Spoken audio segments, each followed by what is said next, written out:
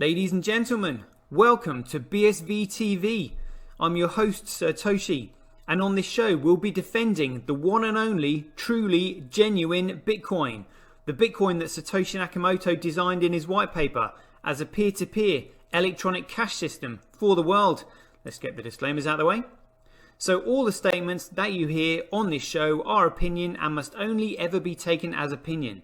They are never to be taken as any form of advice, family, financial, sexual or otherwise. And on that note, let's sit back, relax, have some fun and enjoy the show. Get paid for your content in Bitcoin and set your own fee on Streamanity. Yeah, I'm not surprised I wasn't asked why I'm convinced Craig is Satoshi. I posted on Reddit. He signed in my presence using the private key from block number one, the very first mined Bitcoin block. On a computer that I'm convinced had not been tampered with, on software I'm convinced that had not been tampered with, a message of my choosing. At Enchain, we've just funded a number of universities doing, so far, a test up to 1 gigabyte because it validates what we've already done independently. We've tested up to 380 gigabyte blocks. We've tested 1 million transactions a second and transaction sizes up to 20 megabytes. Super complex scripts. Basically ones that can run operating systems. That's all of global commerce times about 50. On top of that, we can have complex scripts. On top of that, we can scale each of those transactions 1,000 times, which effectively means about 1 billion transactions per second, which means we can then have all derivatives, all complex trades. That means high frequency trading. It means everything that happens globally. Is the market that effectively BSV is going for, is that global e-commerce, which is currently valued at $29 trillion? No, that's too small. Buy and sell Bitcoin instantly at bsvgravity.com. And you can now book and pay for your winter holiday at skibsv.com. Alrighty people, it looks like we are live. The time is just coming up to 6:45. That rhymes, happy with that. Shout out to Griggs Pretty Sure, says, hey Satoshi, it's me Griggs. I've been busy, good to see you. Good to see you too. Let's get on with the gossip, because that's what this show is all about. So let's start with a bit of stuff that I've seen on CoinGeek. Yes, a few articles that have caught my attention there. Here we go. CoinGeek. I think it's real CoinGeek. There we go. Right. So zero tolerance. Yeah. That was an editorial by the Bitcoin Association regarding double spends. Why not? Let's have a little look at this. Here we go. So Bitcoin Association promises zero tolerance for double spend and reorg attacks. Good grief. Let's have a look at this 1 hour ago. So Bitcoin Association is planning to file reports with law enforcement agencies and pursue other legal remedies against a malicious party who has launched several attacks on BSV, BTC and BCH networks. The most recent incident involves so-called reorg attacks on the BSV network, part of an effort to disguise double spend attempts. The exact nature and possible motive for attacks remains unclear at this stage, but Bitcoin Association and the Bitcoin SV infrastructure team are monitoring the situation and gathering data. A reorg attack happens when a group of miners collaborate in secret to attempt to create their own new chain of transactions, mining future blocks in advance of others with an intention to split the blockchain in two. Ordinary chain reorgs are a remedy built into Bitcoins and several other blockchains code should a natural discrepancy arise, but a reorg attack occurs when someone attempts to intentionally create two alternative and competing chains. So in other words, changing the protocol. Industry needs zero tolerance for illegal activity. In a statement published today, the Switzerland-based Bitcoin Association said it and the BSV ecosystem have zero tolerance for illegal activity. It's in the best interests of the entire blockchain and digital currency industry to work together to make sure this sort of illegal activity is dealt with as quickly as possible, they added. I mean, again, if it's a group of miners, they're going to be really easy to identify. I'm telling you, shitcoiners, shit for brains. In many ways, these incidents and others like it show a need for industry-wide efforts to combat hacks, thefts, ransomware and other wrongdoings that damage its broader reputation. Blockchains cannot themselves prevent bad actors, but by working together with exchanges, miners, transaction processors and other industry participants collectively, we can facilitate a safe and trusted environment for users of the Bitcoin SV network. There have been prior attacks on other blockchains, and it is time that industry participants demonstrate that such attacks are in fact illegal. Just as attacks against other financial systems are illegal and will be met with legal enforcement action. The association will continue to maintain a zero-tolerance stance for illegal activity on the Bitcoin SV network and will respond to all malicious actors and activities accordingly. Good. As well as notifying the relevant authorities about the recent attacks on BSV, Bitcoin Association said it would work with affected parties, including exchanges whose wallets may have been sent or received some of the funds in question. The two groups said they have identified the addresses, and this is the address here: 1G47 MSR30 ANXM AFZR8 UC4PZ V7FEAZOR3R9. That's an old legacy address. Thank goodness, the genuine Bitcoin doesn't use those anymore. Shows you how stuck in the dark ages, BTC and BCH are. As being connected to the attacks. This address is listed on the Bitcoin abuse database as also being used in blackmail scams, ransomware and sextortion attempts. Since it has existed, the address has received over 1.1 million transactions and 399,110 BTC. That is huge. That's huge. How much is that worth? Good grief. Good grief. The public nature of Bitcoin's blockchain makes information like this more transparent. They've been name and shamed. Oh dear, they're going to be shitting themselves. Those basically the core coin in that address are effectively useless because they can be traced. It highlights the fact that rather than establishing crime, blockchain can in fact make it easier to analyze and gather data on criminal activity. If the right processes are in place, this involves education, understanding and building stronger relationships with investigators, regulators and law enforcement around the world in order to take prompt action as soon as they occur. In these cases, disputes and rivalries between blockchain projects become less important than protecting the industry as a whole. Attacks on any network affect media coverage and reliability that could reduce trust in blockchain technology if ignored or left unpursued. Again, shitcoiners with shit for brains are going to be arguing against that. Some blockchain proponents have shied away from any notion of regulation or law enforcement action against bad actors or miners, often seeking their own internal solutions to the problems that do little to prevent it from happening again or offer redress to victims. That, however, is changing. There have been growing calls lately for the industry and those working within it, especially developers and miners, transaction processors, to consult more closely with regulators and other relevant authorities. There will always be criminals, but BSV ecosystem will use the law and technology to ensure that crime does not take root in our ecosystem. We hope this is only crime and not an unethical commercial attack from other platforms who do not want to compete fairly on a level playing field. Yeah, maybe, could well be. This said CoinGeek founder Calvin Ayre said, yeah, absolutely.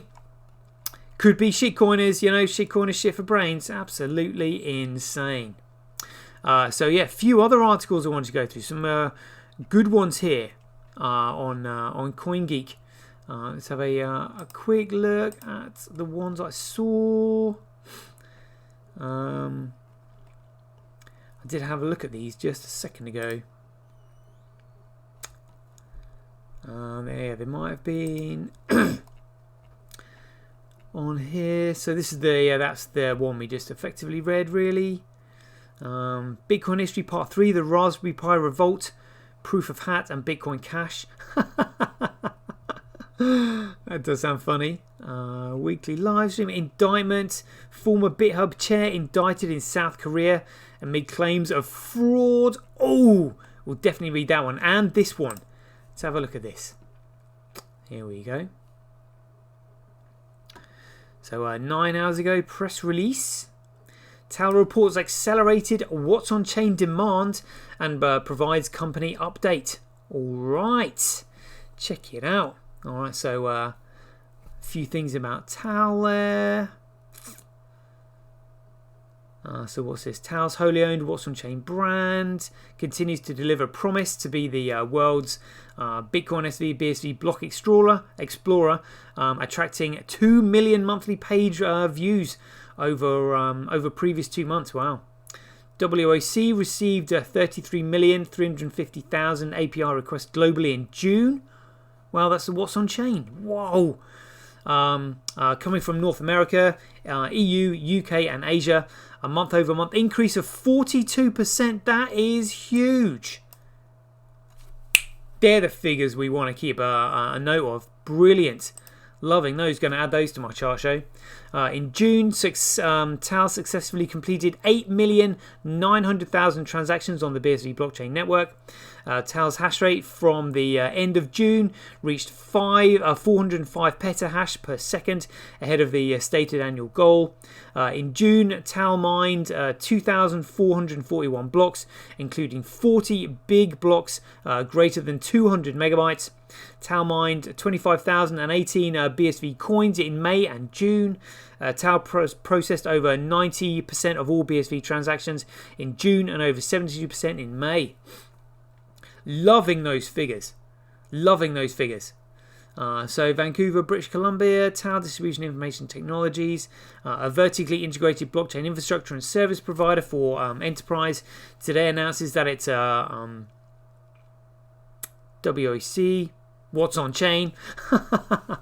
Oh dear. Brand continues to deliver on its early promises as the first BSV blockchain explorer technology, providing real-time data in an easy and user-friendly manner. Developed in the UK, What's on Chain is the first ever BSV blockchain explorer acquired by TAL in September 2020 as part of its strategic vision to ignite global enterprise adoption of BSV. With over 2 million monthly record page views in May and June and 33,350,000 API requests in June, the What's on Chain website, property and system is experiencing accelerating global traffic and transaction demand. This represents a significant marketing fuel for TAL to channel potential customers either to TAL console or to a bulk API sales platform. When we acquired What's on Chain, it was with confidence in its innovative BSV technology and review channel potential.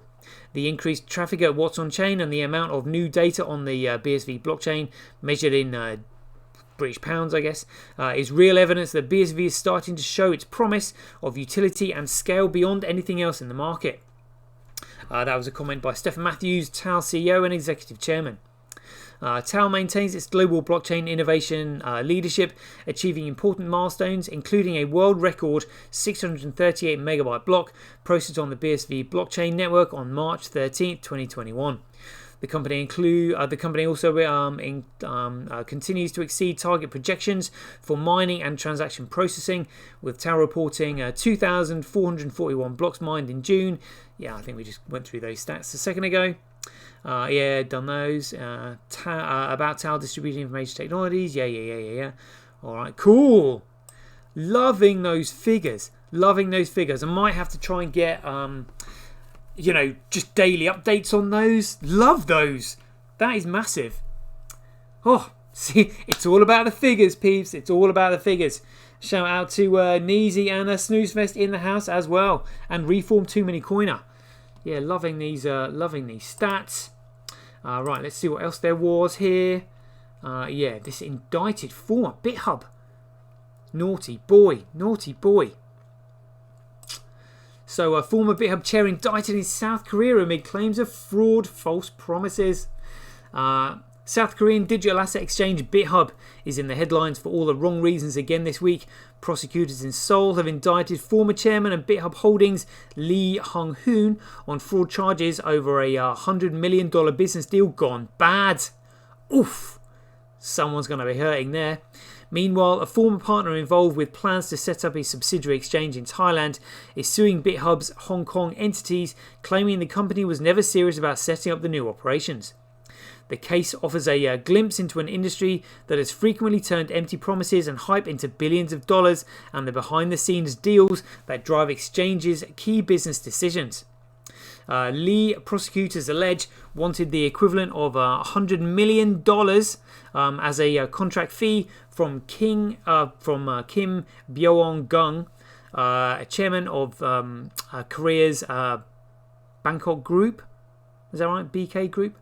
The fee was reportedly a payment for Lee's efforts to aid Kim's acquisition of BitHub Holdings itself, partly using the proceeds from pre-sales and eventual listings of the BXA token. They claim Lee never planned to actually list the token, using the promise and pre-listing sales of the token as a money grab. Dear oh dear. Kim quit the deal after becoming concerned at the amounts of money involved.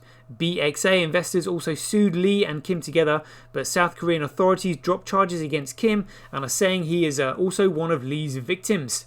Oof. Thailand civil suit. At the same time, BitHub's former partner in Thailand has launched a civil suit against BitHub's Hong Kong subsidiaries, BitHub Global Holdings, and GBEX after BitHub withdrew from plans to open a Thai partner exchange. The partner is also claiming BitHub made empty promises about its plans to expand worldwide and use the hype to sell BXA tokens to investors. Oh, that's outrageous. It's outrageous. Once it decided not to list BXA on its platform, the company cancelled plans for a Thai operation. The plaintiff reportedly said a long time it was taking Seoul police to take action against those involved was a reason for launching the suit. The BXA, which stands for Blockchain Exchange Alliance, the Bitcoin Exchange Alliance is going to revolutionize the blockchain and DEX exchanges and all this crap. Dear oh dear. Was an effort to create fiat payment gateways for a global network of exchanges, plus other financial services. The BXA token itself launched in February 2019 for 30 cents each. Its price then followed a pattern all too similar to other digital assets, falling sharply amid high volatility before flatlining around the middle of the year. It currently trades for around, good grief, a 12th of a cent. Oh my goodness me. According to its website, BAX is the controlling shareholder of BitHub and operates a global payment network that will be available in more than 12 countries, including but not limited to USA, Japan, UK, Canada, Australia, New Zealand, Singapore, South Korea, Hong Kong, Thailand, Mexico, and Peru. It also adds compliance is the key criterion for BXA. BXA set the global standard for regulatory compliance and builds a solid foundation for alliance members to establish local financial service entities around the world. Links to BXA's white paper and other materials on the site appear to no longer work, and the project description contains very little details otherwise. BK Group and BXA token issuer has an interesting background for digital asset operator. Its initial stand for Beauty Korea, dear oh dear, and began its life as operating a chain of cosmetic surgery clinics in Seoul before expanding into other businesses. Oh dear. The exchange and token business. These cases reveal more about how digital asset exchanges earn a lot of money by charging exorbitant listing fees or other similar items that milk millions of dollars from so-called blockchain or token projects, or by promising partnerships that may or may not be serious.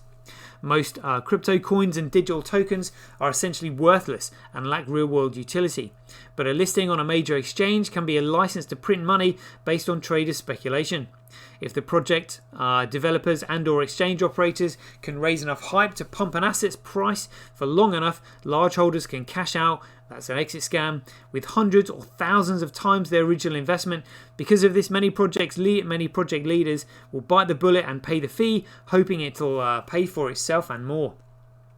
Likewise, potential pre-sale investors in a token are enticed mainly by the prospect of an exchange listing, Without a listing, digital assets usually fail to achieve even speculative value.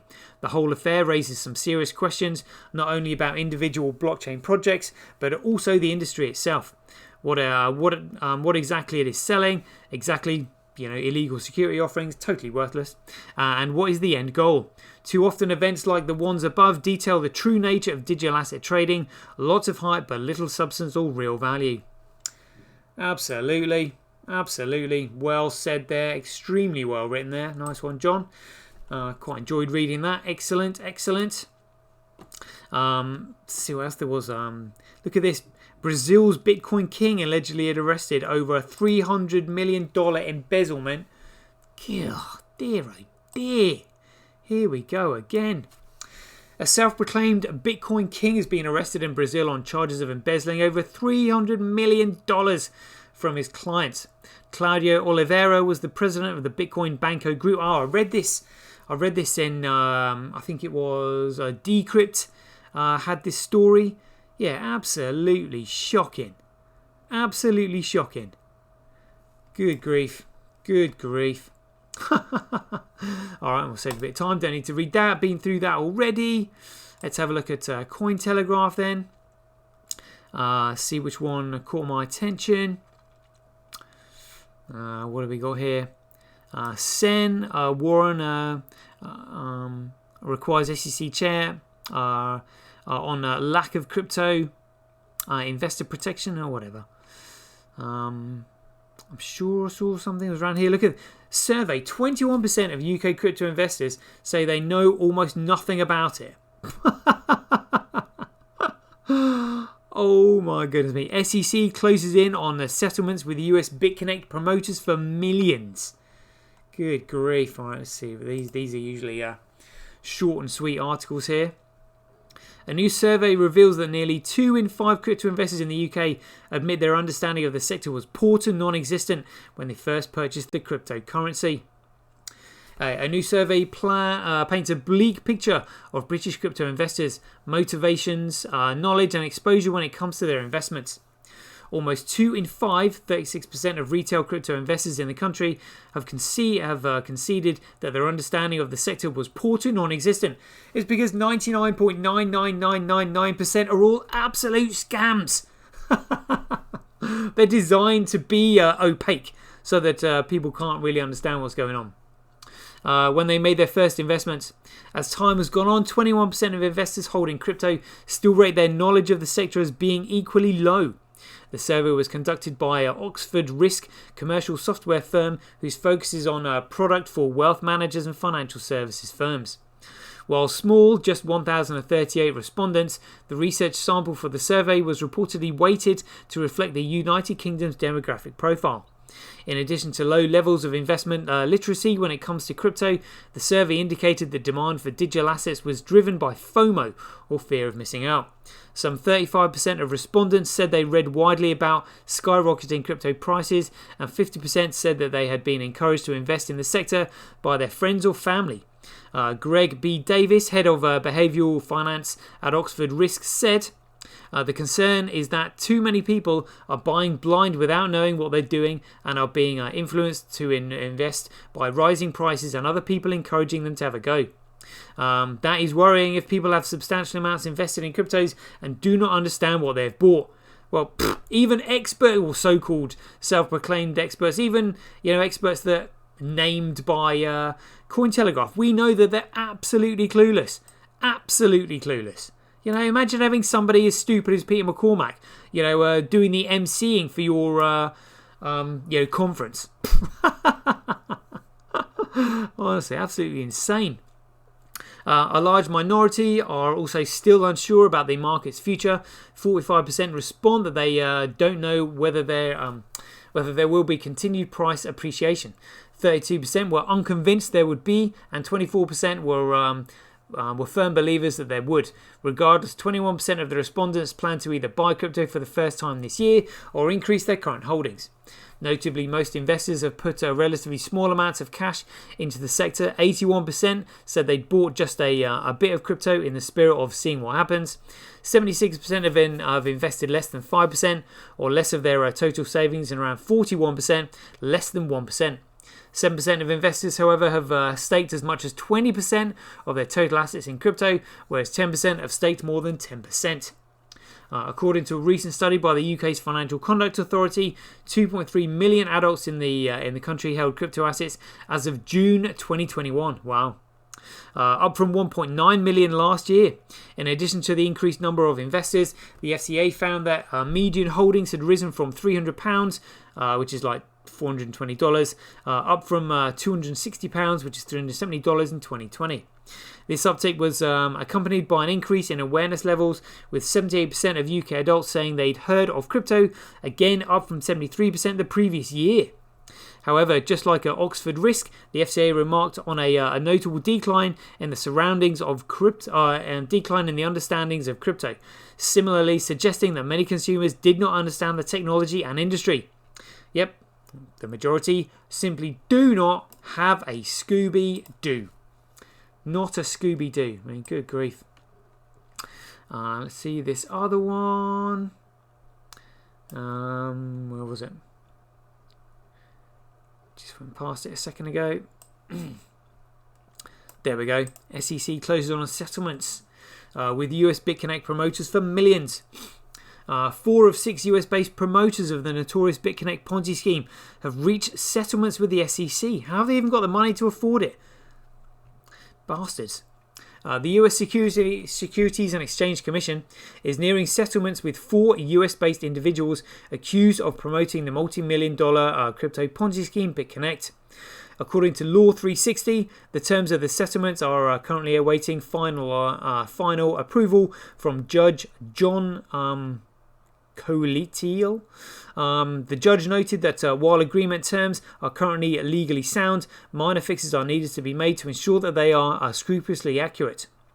The agreements include a more than $3 million settlement from Joshua Heppensen of Massachusetts and $576,000 from his fiancée, Laura McCullough, $526,000 from Ryan Mason of Oklahoma, and an unspecified amount from Michael Noble of California. Wow. The SEC filed lawsuits against 6 of the scheme's promoters in May of this year, alleging they offered and sold unregistered securities in the United States, including advertising BitConnect's lending platform in testimonial-style videos. The 2 remaining defendants, Trayvon Brown of South Carolina and Craig Grant of Florida, are yet to agree to settlement terms with the SEC. I remember those 2. No way. Law 360 report notes that throughout 2017, the company lured investors with promises of no-risk returns, enticing them to pledge BTC used and as collateral against which they could borrow and trade its native BitConnect coin. When the firm abruptly closed its lending platform in January 2018 after receiving cease and desist orders from state regulators in North Carolina and Texas, investors were unable to redeem their BTC holdings and were left holding the bag as BitConnect coin rapidly crashed by more than 90%. Dear oh dear. BitConnect is amongst the largest Ponzi schemes to have infiltrated the crypto sector, having duped roughly $2.5 billion from thousands of investors over the span of 1 year. The fallout from the scam has been global in reach, with 52-year-old Australian promoter John Lewis Anthony Bigerton facing 6 charges carrying penalties of between 2 and 10 years for his role in the scheme. Oh my goodness me. Oh my goodness me. Wow. Yeah, crikey. Never a dull moment in crypto, peeps. Never a dull moment. Wow.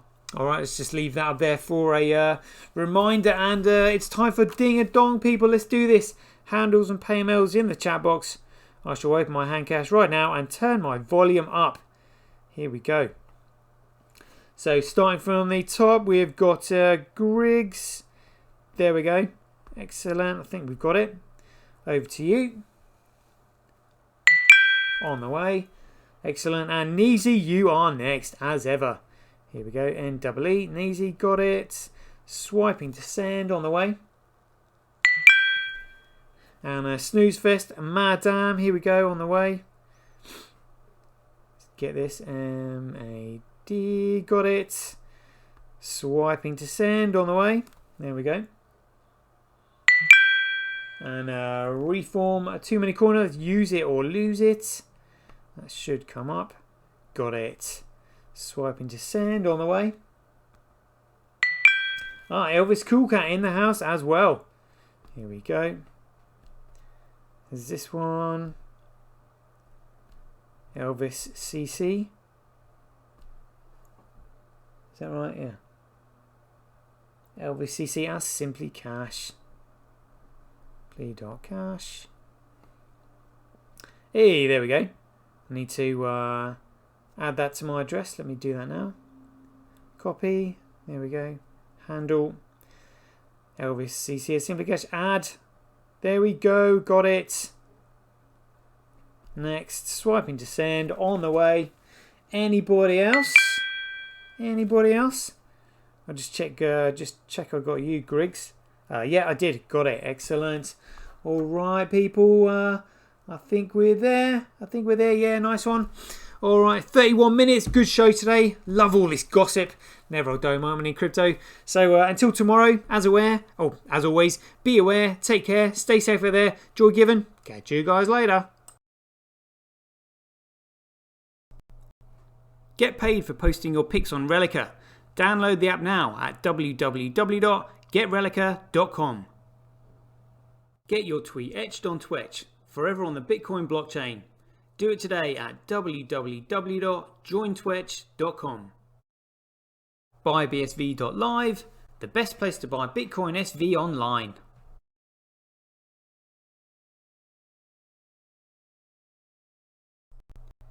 Support independent content creators on micropayment platforms such as Streamanity, Twitch and Relica. We should profit from our data, not the large corporations who track, monitor and sell it. If you enjoy the Bitcoin content that I produce, please support me by heading over to www.satoshi.tv, where you can keep up to date with all the latest news, gossip and content as it's created. Thanks very much. To get started in Bitcoin, go to freebsv.com, where you can claim your free Bitcoin. Then head over to Twitter and follow @IamSatoshi, where you can take part in his very generous and world famous free giveaways. The future of advertising meets the power of Bitcoin at Tonic Pow. Get paid for posting advertising campaigns to your social media profiles. Go to www.tonicpowads.com.